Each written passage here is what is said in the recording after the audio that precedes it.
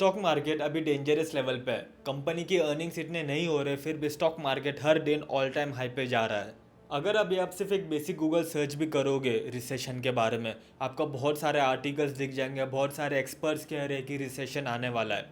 US का unemployment data record high पे है। जितना 2020 कोविड के समय था उतना ही अभी है। बट 2020 में इसलिए था क्योंकि कोविड था, समझी बातें थी कि सारे बिजनेसेस बंद थे तो सबको ले ऑफ करना पड़ा। अनएम्प्लॉयमेंट डेटा रिकॉर्ड हाई पे। बट 2024 में ऐसी कोई प्रॉब्लम नहीं है, कोई कैलेमिटी नहीं है, बट स्टिल रिकॉर्ड हाई पे अनएम्प्लॉयमेंट है। ये एक चिंता वाली बात है। अब रिसेशन का काफ़ी लोगों के दिमाग में गलत डेफिनेशन होता है। रिसेशन तब बोलते हैं जब 2 कंसेक्यूटिव क्वार्टर्स में डिक्लाइन हो। नेगेटिव आना ज़रूरी नहीं है, बस डिक्लाइन ही काफ़ी है रिसेशन में जाने के लिए। अब आप बोलोगे कि यूएस का जीडीपी डेटा तो ठीक है, 3% ही है, तो क्या प्रॉब्लम है, डिक्लाइन में थोड़ी गया है GDP. Well, unemployment data pre indicator है, जीडीपी इज पोस्ट इंडिकेटर। जो ये अनएम्प्लॉयमेंट का डेटा है ना, ये कंपनी के अर्निंग्स में अफेक्ट करेगा 3-4 क्वार्टर्स बाद। जब लोगों के पास पैसे नहीं होंगे, लोग खर्च नहीं करेंगे, जिसकी वजह से कंपनी का बिजनेस कम हो जाएगा, तब जीडीपी के डेटा पे इफेक्ट होगा। तो रिसेशन का फियर जो है इसलिए बना हुआ है क्योंकि लोग एक्सपेक्ट कर रहे 3-4 क्वार्टर्स में यूएस रिसेशन में जाएगा। और जब यूएस रिसेशन में जाता है ना, पूरी दुनिया को डूबा ले जाता है। अभी आप जियोपॉलिटिकल टेंशन्स भी देखोगे तो दुनिया में बहुत जियोपॉलिटिकल टेंशन्स है। उधर इजराइल पैलेस्टाइन चल रहा है, इधर रशिया यूक्रेन चल रहा है। अब मोदी जी को मत बोलो कि वो पीसफुल डील लेके जाए, वो अलग बात है। बट दुनिया में बहुत सारे जियोपॉलिटिकल टेंशन्स है, जिसकी वजह से मार्केट में फियर बना है कि वर्ल्ड वॉर 3 भी हो सकता है। अब हम 5 ऐसी कंपनीज के बारे में बात करेंगे जो मेरे पोर्टफोलियो में रिसेशन प्रूफ है। ये कंपनीज का बिजनेस बहुत सस्टेनेबल है, कितनी भी प्रॉब्लम हो जाए ये कंपनी सस्टेन करेगी। और कुछ स्टॉक्स ऐसे ही है, जब रिसेशन में दुनिया जाती है तो इनके स्टॉक्स भागते हैं। सब समझाऊंगा, वॉच दिस वीडियो। उससे पहले अगर आप ये चैनल में नए हो तो मेरा नाम है Kartik Shinde. I have done MBA from JBIMS. It is one of the top MBA colleges and I have been investing since 18 years old. So I am just sharing my knowledge. First company है Hindustan Unilever Limited. Well, इसका business मुझे आपको समझाने की तो ज़रूरत नहीं है, ये पिक देख लो। बेसिकली किचन में आप या जो भी आप सामान यूज़ करते हो FMCG प्रोडक्ट्स, उसके majority products Hindustan Unilever limited के ही होंगे। मेरे किचन में, बाथरूम में, हर जगह HUL के ही प्रोडक्ट्स है मोस्टली। इनके most of the products necessary category में आते हैं, मतलब लोगों की इनकी ज़रूरत होती ही है। अभी देखो, अभी जब रिसेशन आएगा लोग लग्जरी चीज़ों पे खर्च करना कम कर देंगे, अपने वॉन्ट्स पे खर्च करना कम कर देंगे, बट अपनी नीड्स को कम नहीं कर सकते क्योंकि वो बेसिक रिक्वायरमेंट है। इनफैक्ट नीड्स को ज़्यादा स्टोर करके रखेंगे क्योंकि और हालत ख़राब हो सकती है। तो HUL के प्रोडक्ट्स ऐसे हैं जो लोग रिसेशन में भी खरीदते हैं। HUL जैसे स्टॉक्स नॉर्मल ग्रोइंग मार्केट में इतने नहीं भागते, पर जब रिसेशन आएगा ना, इसका स्टॉक बहुत भागता है। अब 2020 में देखिए, मार्केट पूरा नेगेटिव में था, बहुत 30-40% से स्टॉक्स गिरे थे, बट HUL का स्टॉक पॉजिटिव में था, पॉजिटिव 30-40% में था।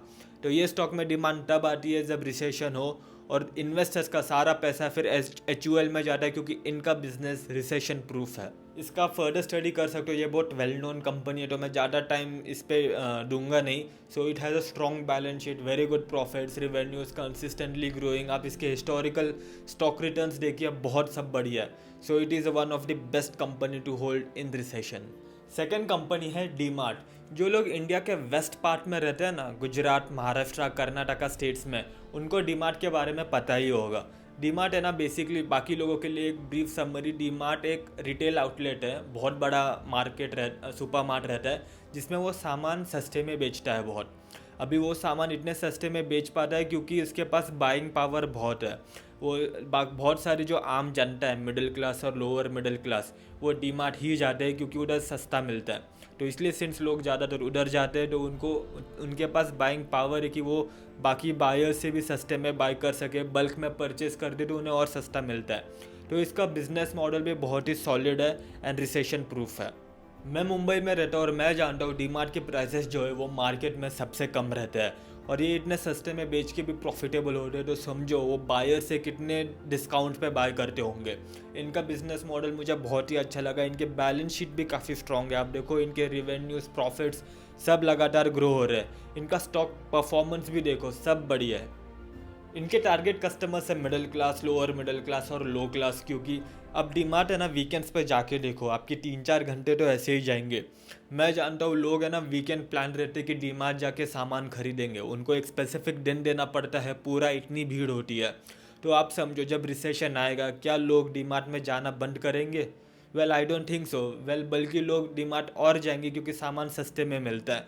So it's a good business and I am holding the stock. Third है HDFC बैंक। वेल इसका भी बिजनेस मॉडल मुझे आपको समझाने की ज़रूरत नहीं, आपके में से काफ़ी लोगों के पास HDFC का बैंक अकाउंट होगा ही।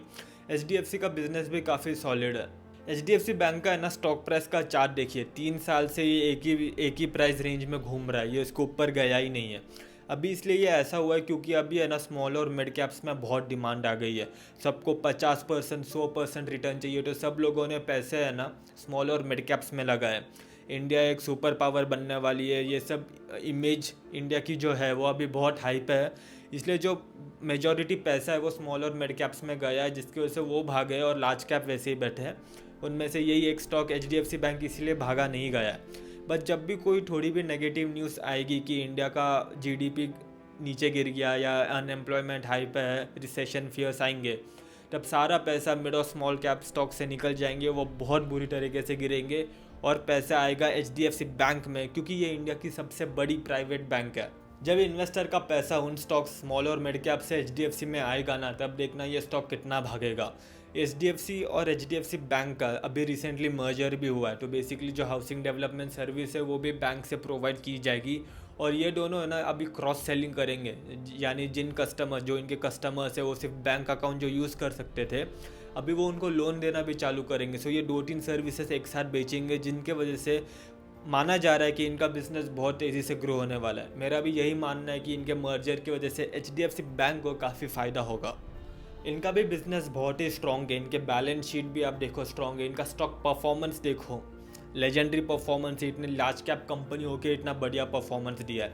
सो आई एम क्वाइट श्योर कि ये HDFC बैंक रिसेशन में भी काफ़ी अच्छा भागेगा। अभी आप ये तीनों के एग्जांपल देखोगे तो मेजरली ये कंपनी स्ट्रॉन्ग बैलेंस शीट के।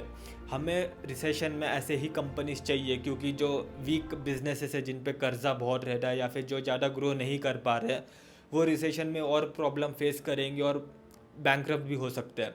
तो हमें स्ट्रॉन्ग सस्टेनेबल बिजनेसेस चाहिए, एंड ये 3 स्टॉक्स मेरे हिसाब से मेरे पोर्टफोलियो में मैंने स्ट्रॉन्ग पोजीशन होल्ड करके रखी है, क्योंकि I believe the stocks are going to be well in recession.